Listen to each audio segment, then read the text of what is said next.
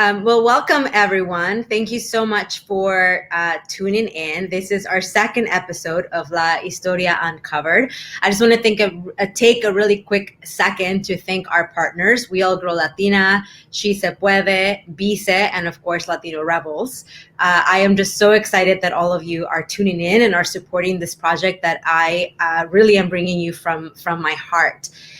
The inspiration behind the series, for those of you that did not join us last week, is that just over the past few months, I have read a ton of Latinx history books because I am so hungry to learn all the history that we never learned in school. And as I've been doing research for my next book, Rejecting Assimilation, I thought, why not share all of these amazing books that I have read with all of you? So thank you so much for being here.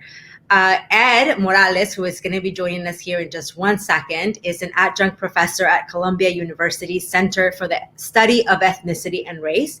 He's the author of many books, some of my favorite, including Latinx and Fantasy Island, Colonialism, Exploitation, and the Betrayal of Puerto Rico. Just before I bring Ed on, a very quick note. We really need your help to spread the word about this project. And so if you are watching tonight, I ask that you please live tweet. If you are tweeting, please use the hashtag La Historia Uncovered. If you are posting on Instagram, make sure to tag our partners. My Instagram and Twitter handles are at Julissa Arce, and Ed Morales's Twitter handle is at Spanglish Kid. So Ed, we would like to bring you on now. Twitter handle. Hi, Ed. Hi. That was happening to me too because I was listening to the live thing on my other browser. So it might be on like your YouTube or your Facebook somewhere in like a different window. Yeah. It might be on like your YouTube or your Facebook somewhere. Okay. Maybe I'll just close my other browser. Yeah, that might be where the noise is coming from. Okay. Perfect. There we go. Thank you. Well, welcome to La Historia Uncovered. And I'm so happy that you said yes to coming on with us. So thank you for being here. I just want to jump right in because we have so much to cover. I really, really, really, really enjoyed reading Fantasy Island. You can see just like the number of notes that I made because there was so much. And one of the, right away in the book, I saw the love and the pain that you feel for Puerto Rico. It really, really comes across on each single page. And in the book, you say that Puerto Rico is your Mecca, the repository of your spiritual self, and the endless story of your extended family. So tell me more about what Puerto Rico means to you and what the Nuyorican identity means and why you wanted to tell the history of Puerto Rico today. Yeah, well, a lot of process in writing the book has to do with my wanting to really reconnect with the island of Puerto Rico. Like when you are like me and you grow up in New York City with Puerto Rican parents, you develop this identity that I'm really proud of.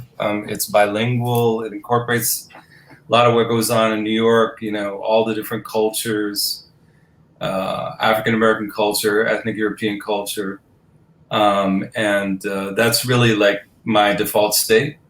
But I have a strong feeling for the island, and the island has a kind of a separate culture that doesn't always flow like continuously from the Nuyorican identity. So in the early 2000s, even though I have been writing about Puerto Rico since 1989, I started intensifying my visits back, and I made some friends there, and I was staying there, living there in Santurce and stuff.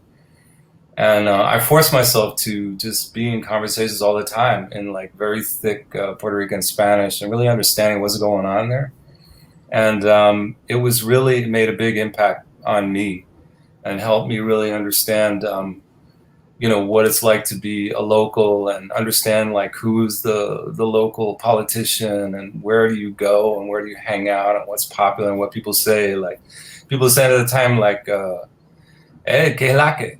And and I said, "What the hell is that?" And what they're saying is the "que es lo que hay," Right. And so it was a whole thing that I had to learn, and that's really, I think, what really made it possible for me to do the book, because I really started to understand how to communicate with people in Spanish, like with pointing out things that are going on in the local area, and as a journalist. It really helps if you get your subject to trust you, to feel like you really understand them, and it helped me really get deeper into my interviews with people there, and of course, I most importantly really connect with what it means to be Puerto Rican. What is the day-to-day thing about it?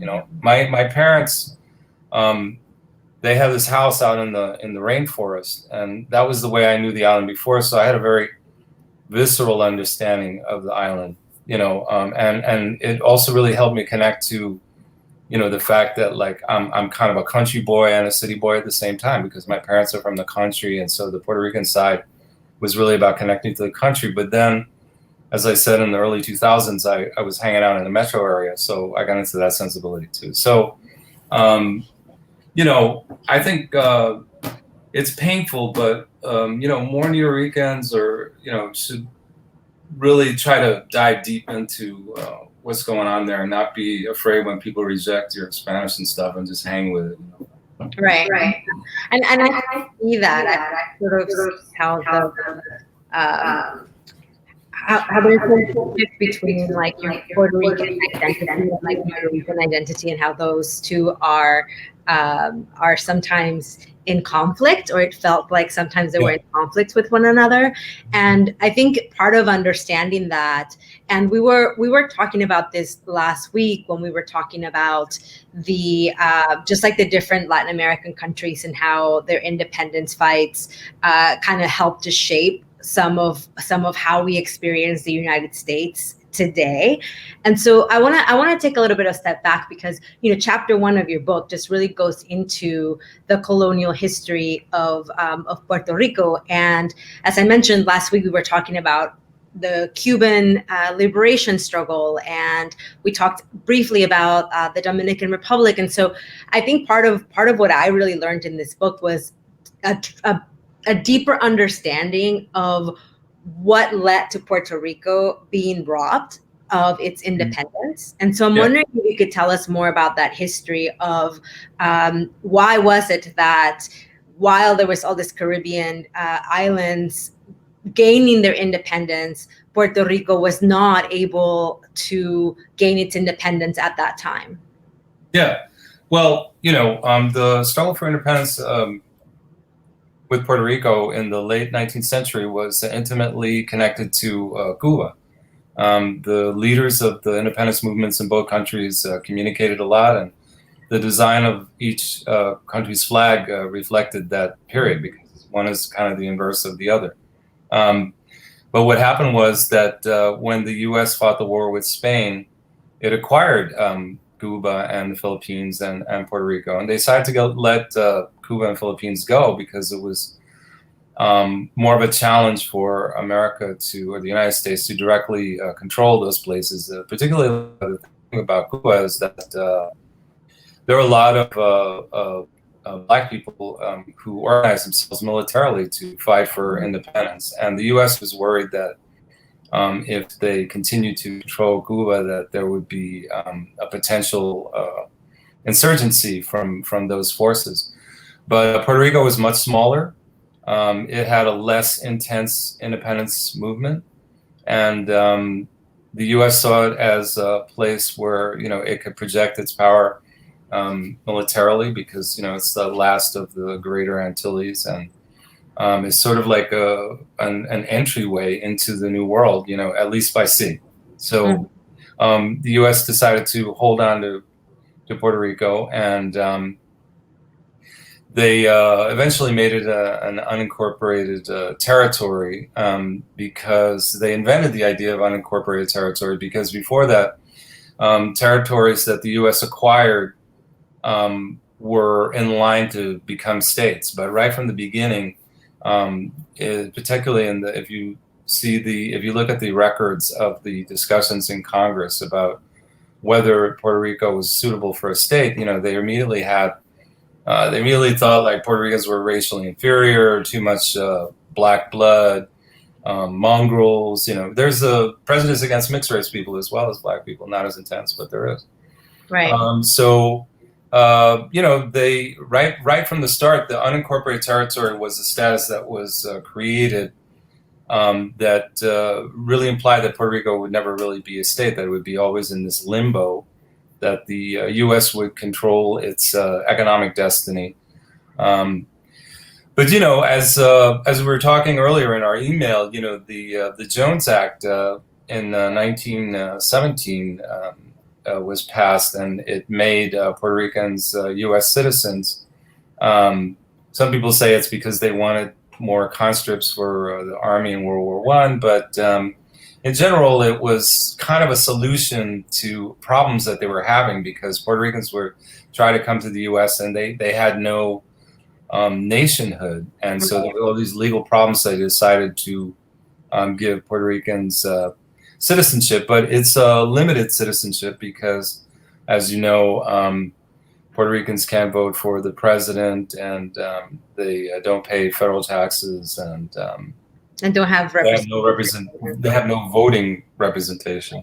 Yeah, they do have a representative in Congress, but she can't vote. Right. Well, one of the things that was interesting about when you brought up the Jones Act, and one of the things that was interesting to read about is that it was 3 years after Puerto Ricans sort of started demanding their independence that then the Jones Act was passed. And I find that interesting because I feel like even today, in today's society and in today's government, a lot of times we're just kind of given the crumbs or the scraps to sort of say, like, here, how can you say we haven't given you anything? We're like, look, you're now citizens of the United States, right? Like, you can travel to the mainland. Right. And the Jones Act didn't just establish that Puerto Ricans were going to become U.S. citizens, but you were alluding to this, to the United States having economic power and determining the economic situation in Puerto Rico. So what were some of the other things? Because, when I read stories about Puerto Rico, particularly 3 years ago when María hit, there were all this talk about the Jones Act and the Jones Act and the Jones Act. And I felt like people didn't really even understand what the Jones Act did. So what else did the Jones Act do for Puerto Ricans, or more, to say it a better way, what other laws were established for Puerto Ricans during that time? Well, there were about 3 different acts that were called the Jones Act, and one of them was for the Philippines. The second one, which gave independence, was called the Jones-Shafroth Act. I'm sorry, not independence, citizenship. And but one thing that act did was it said that the bonds that Puerto Rico, and this is important when you get to the debt crisis, would have a triple tax exemption. So if you bought like bonds that were issued by the Puerto Rican government, you would not be taxed federally, locally, or municipally, right? Or I'm sorry, federally, state or city. Then there was the second Jones Act that applied to Puerto Rico, which is also called the Mercer Marine Act, and that was. It was a lot of regulating commerce between U.S. ports, and so since the ports of Puerto Rico would be technically U.S. ports because it was a territory, it put Puerto Rico under this requirement that all goods transported by water between any U.S. port would have to be ships with the U.S. flag, owned by U.S. citizens, and the crew had to also be U.S. citizens, or a percentage, which I forgot. So what this does is it takes away international competition for ships that can transport goods to the United States. And, most of the research has shown that it causes higher prices. Like, the most obvious thing are heavy things, like air conditioners and cars, where people pay quite a bit more for cars and things like that. But there's a lot of stuff that comes in by airplane that is not subject to the same thing, so the price changes and that different. But it does create a burden for the Puerto Rican economy. But I do think that this thing about the bonds and the fact that the U.S. really basically had control over the entire Puerto Rican economy is in some ways more significant, because what happened was the U.S. Sugar companies just came in and divided up all the best lands and expropriated it or bought it out from the local owners. And right then, that was one of the biggest crops. And also they kind of destroyed the coffee industry because Puerto Rico used to sell a lot of coffee to Cuba, ironically, and Spain. But the U.S. Wasn't interested in that trade, and the U.S. Consumers, and Puerto Rico is still like the fourth largest place for the dumping or selling of U.S. Made products. The U.S. consumers preferred lighter coffee, like from Brazil. So the Puerto Rican coffee industry, which at one point was world famous, was really reduced. But also the control of the sugar industry was really key. Yeah, that's a sort of another aspect that I really kind of was really eye-opening was that it wasn't just the U.S. government who was inserting economic control, but it was also these corporations, right? And so this sort of extension of the colonial relationship with with Puerto Rico and the U.S., which is not just the U.S. government's colonialism, but corporate colonialism. And and one of the things that you say in your book is that all of these laws really created a model where you say that almost all production in Puerto Rico was steered towards exporting to the U.S. to the point that food and other necessities for local consumption had then to be imported from the United States. And how does that continue to happen today? Well, yes. One point I wanted to make is that also part of what they were doing was they experimented with this idea of a free trade zone in Puerto Rico. And in many ways, it was kind of a precursor to what happened with the North American Free Trade Act. And similar things are happening with Mexico too, as far as their own agricultural production and consumption of U.S. goods. There was a great book written about that by Elisa Valdez, who teaches at Lehman College, about how how NAFTA has changed eating consumption patterns in Mexico. So it's very similar. With Puerto Rico, what happens is, the U.S. agricultural production then becomes dominant, and the local agricultural production can't compete. So it's basically forcing Puerto Ricans to eat imported food. Is really sometimes hard to get an avocado in Puerto Rico, which is something that grows everywhere, or pineapples. And it's not a great situation in terms of having to pay higher prices. Ironically for stuff, some of my family up in the mountains, they can grow, plátanos and yuca and everything in their own backyards. And it's ridiculous that people who don't have little plots of land have to go to the supermarket and pay inflated prices for stuff that's imported from other parts of the Caribbean or the United States. Yeah, that's just insane to me that we have to pay higher prices for stuff that is sometimes even grown in our own land, and that it was land that in the first place was like stolen from our ancestors, and it's just kind of insane. One of the other things that I wanted to it's kind of in the same vein that when I think about colonialism, I think that it's sort of like the other side of the racist coin. Like those two things, colonialism and racism, are like attached to one another, because you can't view someone as a subject if you view them as equal, and you can't enslave someone if you view them as human. Yeah. In your book, you pointedly write that what happens in Puerto Rico demonstrates the inseparable ties between colonialism and racism. And when I was reading about sort of this invention of, like you said, the Commonwealth and what that even means, and one of the things that really stood out to me is when you say that there was this language of belonging to, so Puerto Rico belonged to the United States, but was not a part of the United States. And when then you move to the conversation about Hurricane Maria, you say that it really comes to a head. Yeah. That mentality of it belongs to, but is not a part of. So how did this idea really come to life when Hurricane Maria hit the island? Yeah.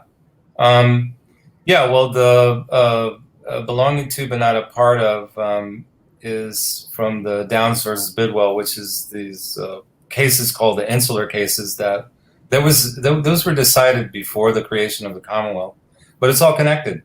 It was one of the it was a series of Supreme Court rulings that established how the U.S. had a right, or Congress did, to control everything that went on in the territories, and it was basically it was based on that stuff that I was talking about, considering Puerto Ricans racially inferior and therefore not capable of carrying out democracy.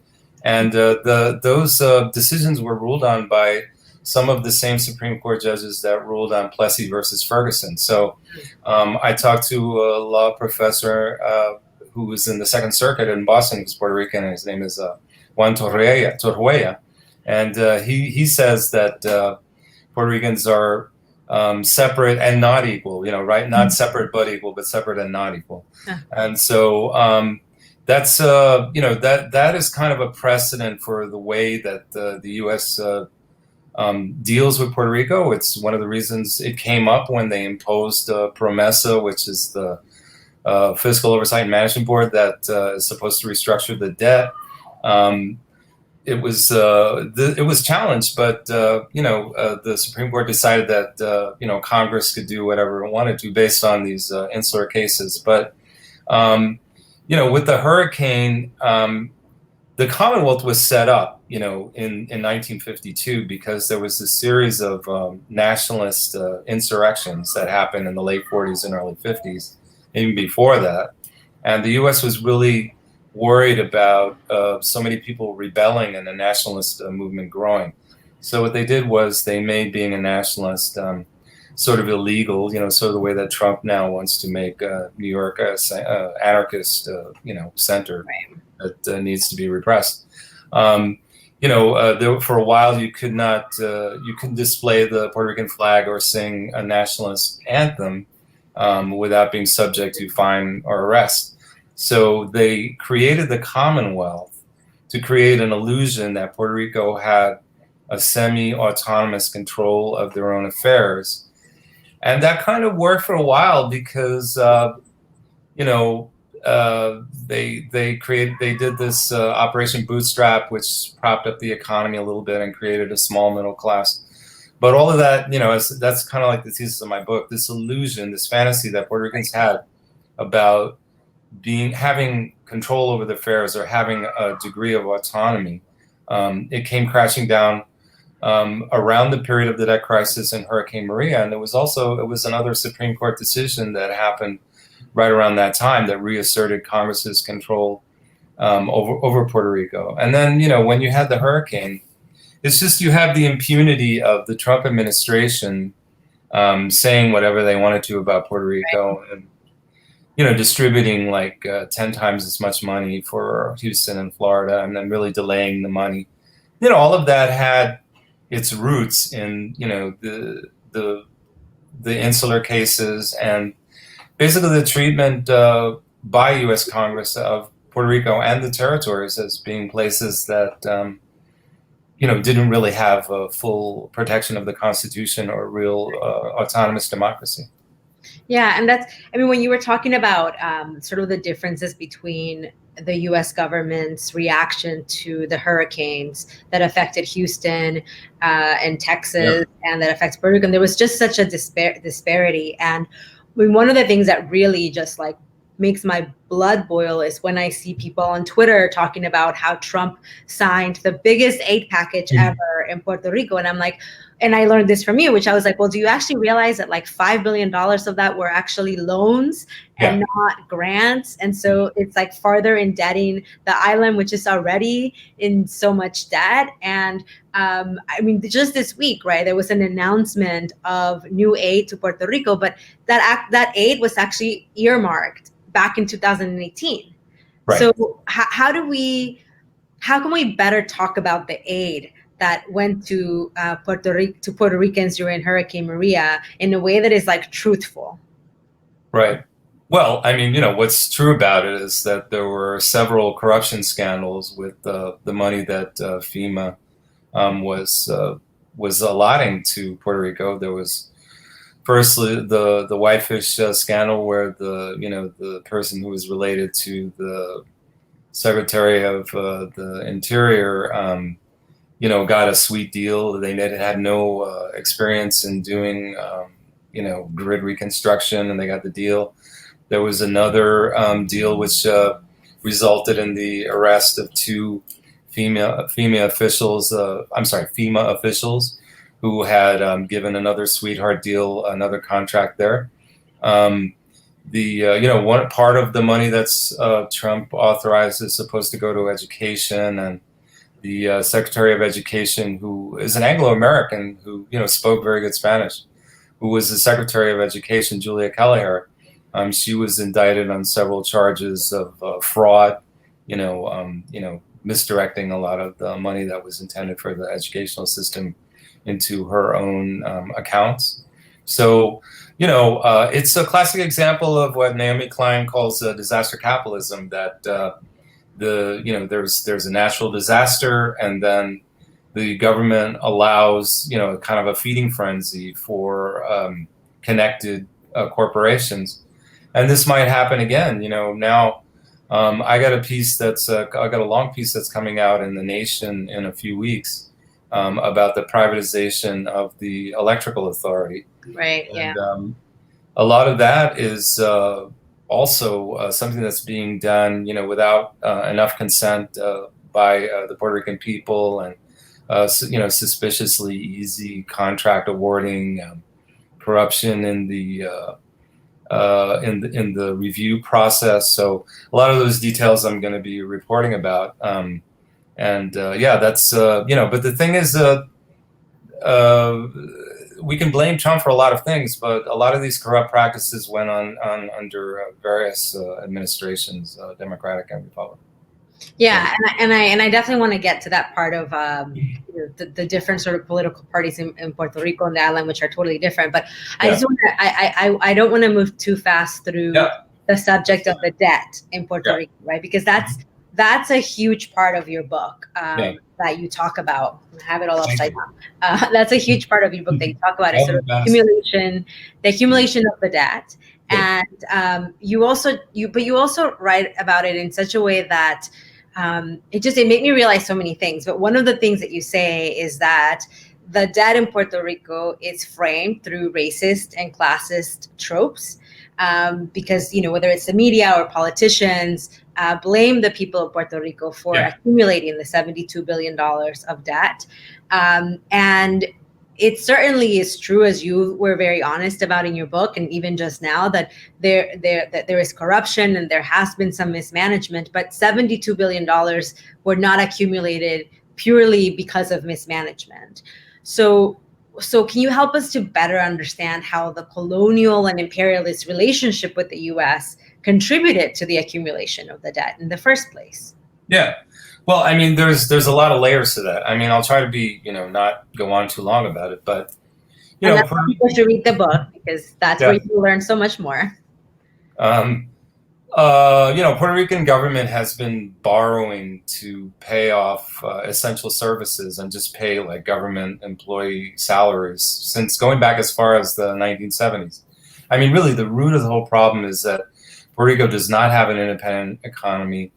It's completely, sort of a dumping ground for U.S. goods, and it doesn't create enough wealth because the U.S. does not really create the circumstances for economic development.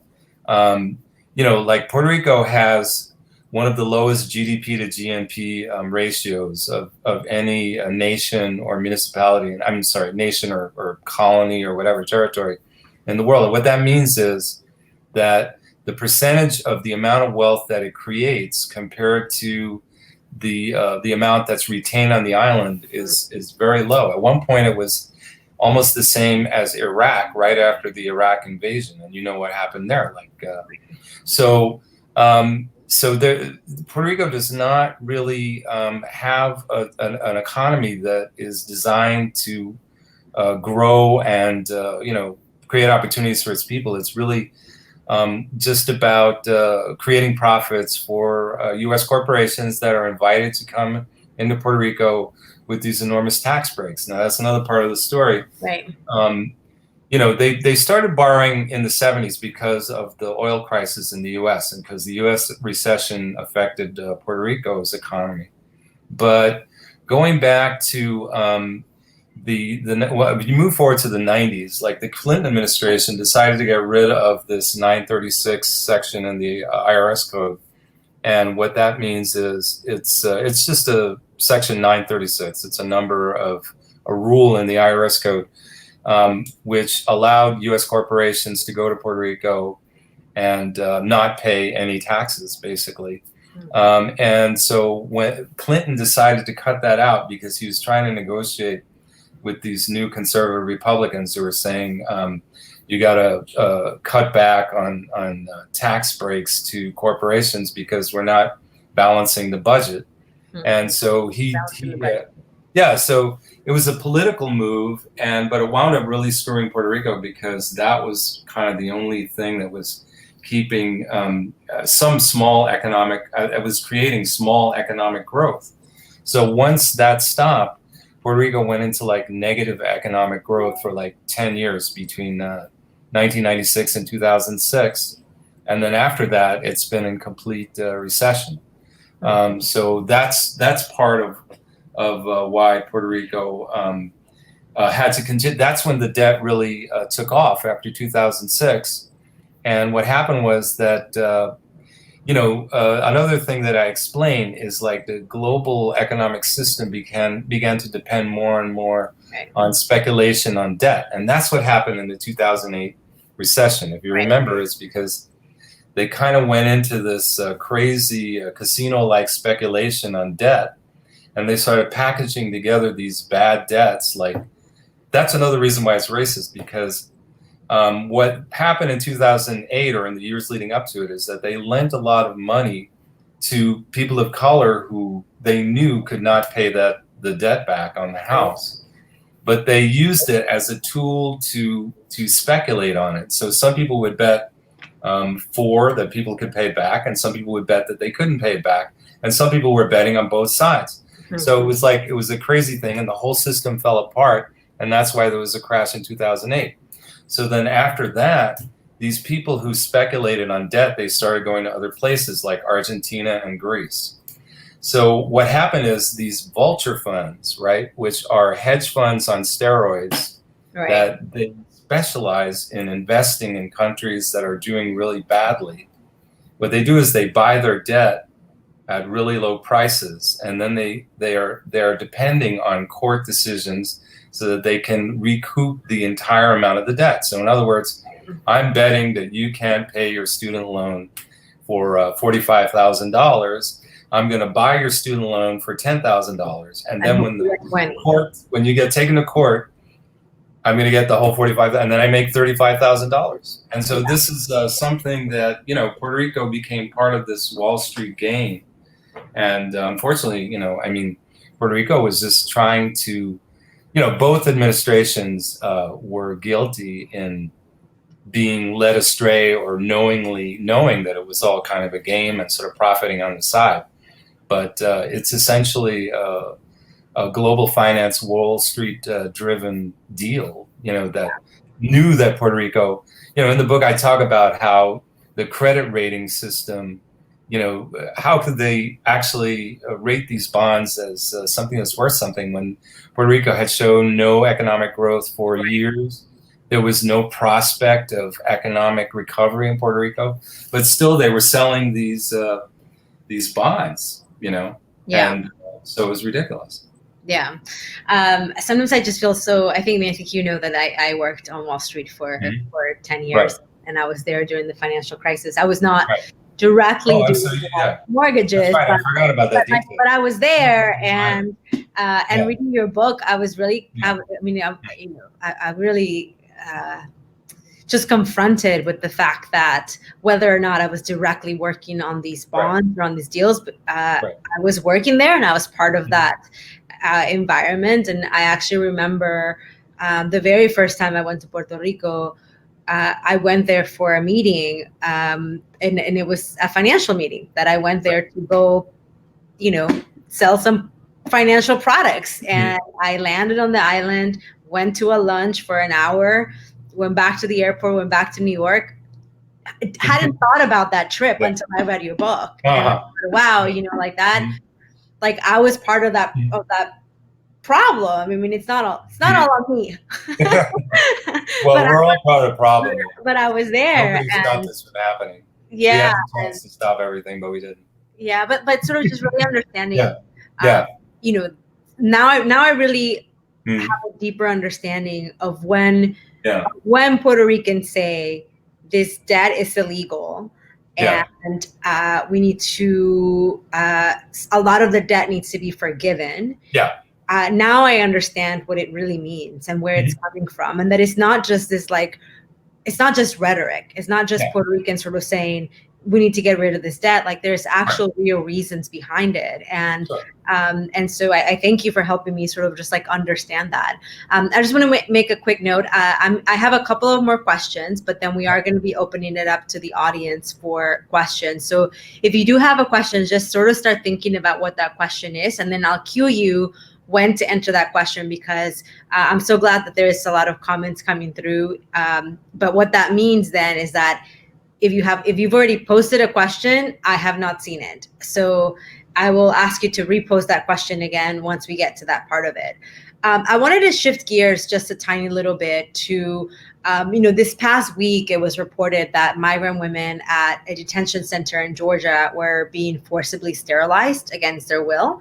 And this is an issue that Puerto Ricans are very familiar with. Can you tell us a little bit about the history of eugenics, how the history of eugenics has played out on the women of Puerto Rico? Yeah, I mean, going back to the middle part of the 20th century, Margaret Sanger, who, is also at the forefront of a lot of the efforts to distribute birth control to women, we shouldn't forget that was a positive thing, had, pushed some of the birth control companies to go to Puerto Rico and, explore what was going on there. And there at times a eugenicist agenda was imposed on Puerto Rico. There's a lot of, gray area about which women were sterilized carelessly and some who maybe weren't. But really, a really large percentage of Puerto Rican women were sterilized in about a 30 or 40-year period. Another thing happened too is that women were used as guinea pigs. This is another thing that is not necessarily about sterilization, but a lot of women were used as guinea pigs to test birth control pills, and that had a lot of negative effect on women. There's a great documentary called La Operación that I think you can see on YouTube that really describes the story in very compelling detail. But I mean, this is something also that's happened, to African American communities in the South. There was something that came out about women in prison in California this morning. I was listening to, and so. Yes, it's it's a horrendous but it shows that the power is not only about race discrimination. It's about patriarchy and control over women's bodies and exploitation and abuse of women. Yep. and also violence against women, which is something that, you know, is too often brushed over. Yeah, and yeah, I think, you know, that's part of what that's part of what gets lost. You know, the reason I wanted to have these conversations and do this La Historia Uncovered series is because so much of the history of our collective people has been lost. And so then things like what's happening at the Georgia Detention Center happen, and we view them as isolated events, when in reality it's just another chapter and a continuation of the way in which we have been treated, Black and brown people and immigrants have been treated in this country. You mentioned, you know, some of the other places it's happened. I mean, just here in Los Angeles, where I live now, in 1975, there were women, who were Spanish-speaking women who were being sterilized, and they were signing away things they didn't know they were signing because they were in English and they had just given birth. And so it's important. It's important to learn this history because otherwise, you know, we sort of view these things as isolated when they are not. And I love this quote that you put in your book from Albizu. Am I saying his name correctly? Yeah. Albizu Campos, Yeah. who said that Puerto Rico will be sovereign and independent when Puerto Rican women feel free, feel sovereign, feel independent. Yeah. And that, I mean, that just makes me a little emotional, because I think that that's absolutely true. And I think, you know, even if you remove Puerto Rican and you just say like the world will be sovereign and independent, and it's so true. I have just one more question before I open it up to Q&A, and I did promise that I was going to do better this time about giving people more time to ask questions, because last week I was so ingrained in the conversation that I lost track of time. So one, and this might not be such a short answer, but hopefully, you know, we can get through it and get some questions. Your book really opened my eyes to a mistake that I have made, which is to call for Puerto Rico. Sometimes I don't know if I want to say Puerto Rico or Puerto Rico, and then I get stuck in the middle.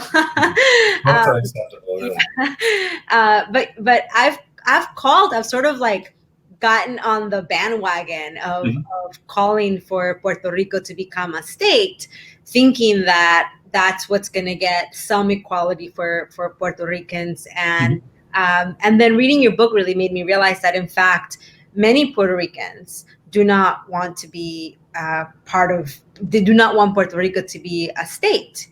And I wonder if that's because if Puerto Rico was to become a state, the dream of independence that really is in the national identity of Puerto Ricans, like, would disappear. Like, that would no longer be possible.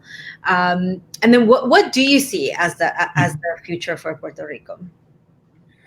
Well, you know, look, the support for statehood has a long and interesting history, which is hard to sum up. You know, there was one of the big leaders for statehood in the early history of Puerto Rico. Barbosa was an Afro-Puerto Rican who felt that he would prefer statehood because, like, the local elite was more tied to the Spanish colonialism and you know, might discriminate against him.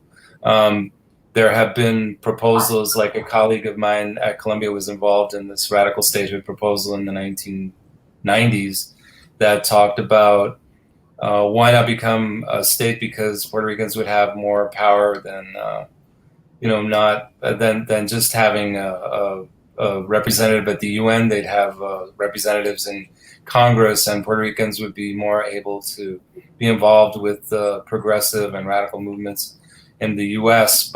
By having more access to them. But the problem is, like, national identity is, like, really strong, and the Spanish language is really strong, and the Puerto Rican culture and traditions are really strong. And a lot of times I fall on the side of that emotionally. I feel tied to that. And then, you know, actually at this point that we're in now, it's become more and more obvious, you know, that the U.S. has really mistreated and exploited Puerto Rico. And actually now with this president, it's really less appealing to want to be part of the United States, because the actions of the United States are just becoming more and more reprehensible around the world. So I think a lot of people are looking at it that way. But I do think that most of all, the fact that Puerto Rico was a colony under Spain for 400 years. Spain was in the process of granting Puerto Rico a limited autonomy in which they would actually have votes in the Spanish Parliament, if they had remained with Spain, which is better than anything that the U.S. has ever offered.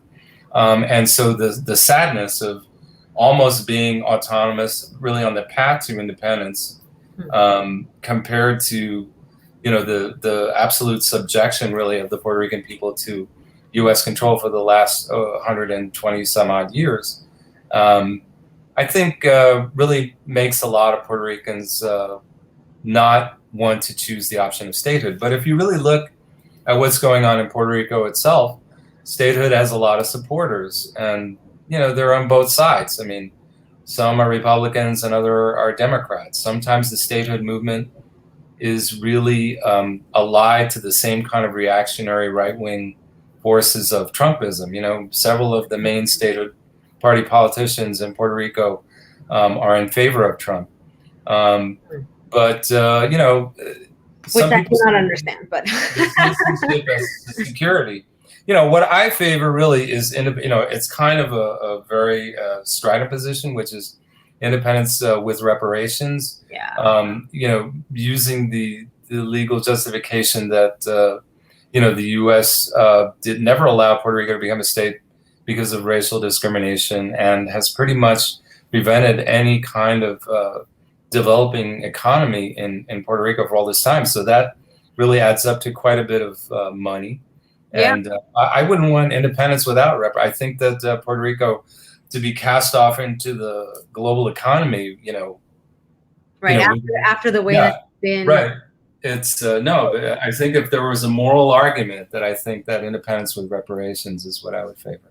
Yeah, and we are going to open it up to question and answer now. So if you do have a question, I have not been keeping up with the comments because I'm in the conversation. So if you do have a question, the time to post it is now, and we'll pick some of the questions. There are a lot of questions, which I'm glad to see.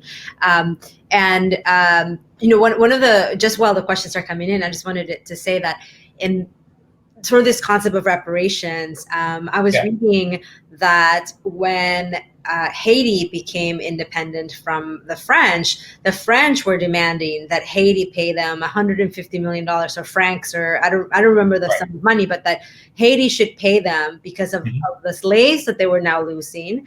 And so that same logic should apply now, that if we had to pay when we became independent nations, that now the United States and other colonial places should pay us for everything they took from us, from the land they took from us, from the labor they stole from us.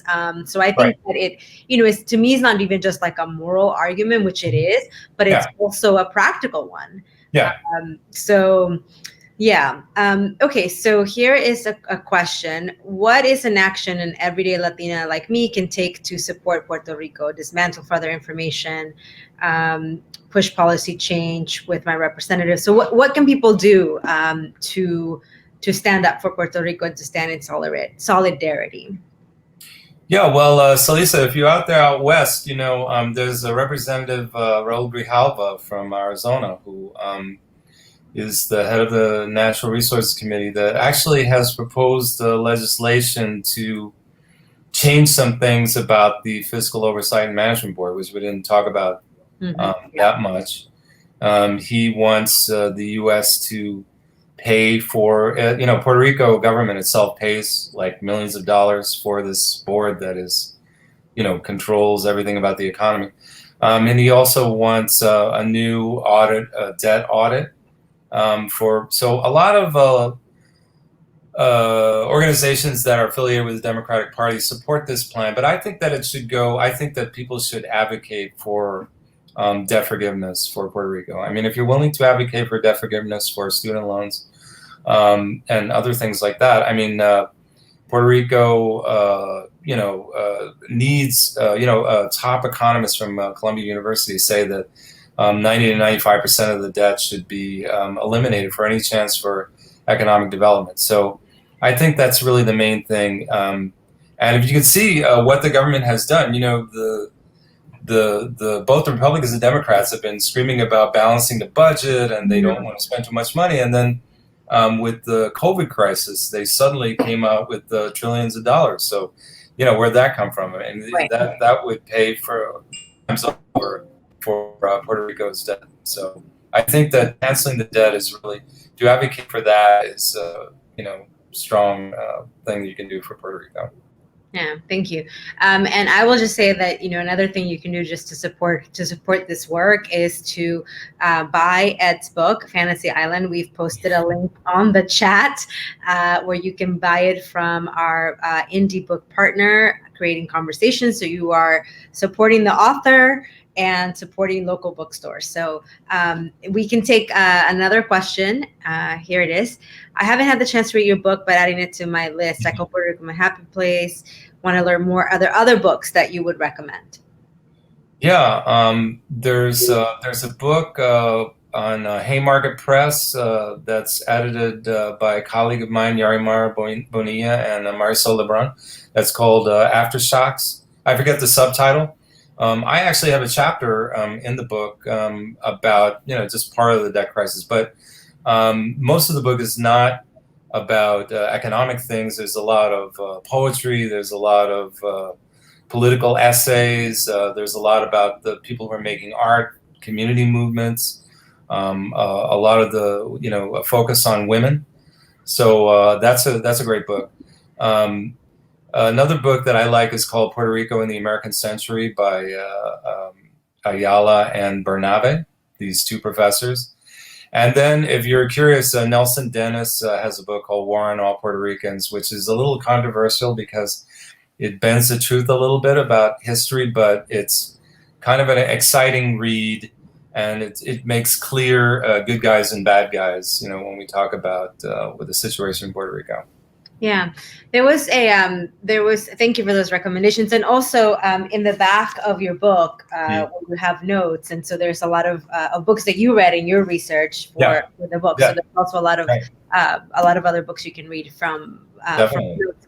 One of the, and I don't know if it was sort of a short question that I saw before, which was asking for clarification whether or not Puerto Ricans could vote.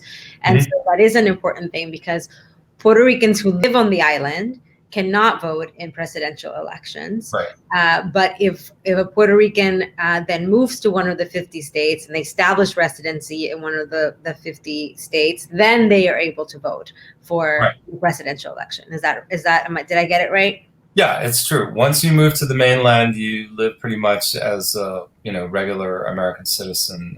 And I got to say that Puerto Ricans really kind of take that for granted because one thing that I've experienced, by interacting with my Latino brother and sister is, the precarity of like trying to get citizenship and not being a citizen, and we really take that for granted. Luis Gutierrez, who was a representative from Chicago, I'm really proud of him because he was Puerto Rican, but he was one of the leaders for immigration reform, and he had a large Mexican and Mexican American constituency in Chicago. Yeah, that's good. That's good clarification. I don't know if we have any more questions from the audience, but I've just had such an amazing time talking to you, and I know we've had a conversation before, just even about your previous book, Latinx, and sort of that term, and it feels like more and more people are having conversations about what the term means, and so I really hope that would really hope that you can come back to La Historia Uncovered. I'd love to. We need to have just a conversation about the word Latinx, how Latinos identify themselves, how we should identify ourselves, because that's an important conversation. So I hope that you will come back. It seems like we've answered a lot of the questions that people had, and so nobody wants to talk about Bad Bunny. Oh my God! Can we talk about Bad Bunny? And can we talk about this concert? Yeah. Wow, this concert. He went right all through the Bronx. Yeah, my friend saw him out the window. Yeah. That's amazing. So yeah, so let's end the interview before I give my little closing remarks. Talking about Bad Bunny, what is the impact that Bad Bunny has had on Puerto Rico, for Puerto Ricans? What is his impact? Because I mean, I just think he's been such an amazing. He's not just an amazing artist, but also just like an amazing advocate. So, what has been Bad Bunny's impact? Yeah, I mean, I think he's shown that reggaeton can be done in a different way, adding like elements of performance art to it. He's tried to shatter gender normativity, by I don't know, making some changes in his appearance that reflect his feminine side. But he showed up at the Ricky Renuncia protests in 2019, and I think what he did, like with his concert, I mean, I was really happy about it because he could have just tried to do like standing on a top of a truck in Right. Times Square. They would have easily, or Brooklyn or something, like U2 playing the Brooklyn Bridge. But he chose to go through different hoods. He went through the South Bronx, which is very Puerto Rican and Dominican. Then he went through Washington Heights, was the capital of Dominican Republic in New York. And then when he was coming downtown, he made a left on 125th Street and he stayed uptown. And I think that was great symbolism and signaling of Bad Bunny really understanding who the community is. I don't know whether he decided himself